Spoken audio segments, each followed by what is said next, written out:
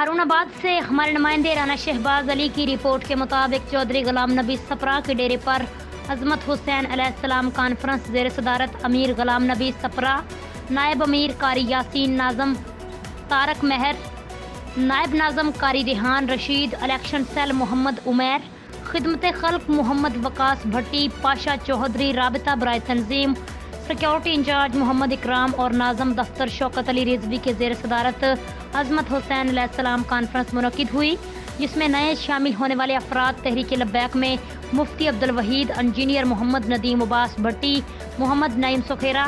اظہر اقبال، رفاقت علی، مدثر اقبال، محمد زبیر مختار کریانہ سٹور، محمد منیر پنجاب فرنیچر شو روم، ارشد کھوکھر، ملک غلام مرتضیٰ، راجہ عبدالقادر، مبارک علی، محمد جاوید، سینکڑوں لوگوں نے شمولیت اختیار کی، جن کو ضلعی صدر فخر الدین سکھیرا نے اپنے دستے مبارک سے ہار پہنائے اور پی پی 241 کی باڈی کو پروگرام کی کامیابی پر مبارکباد دی۔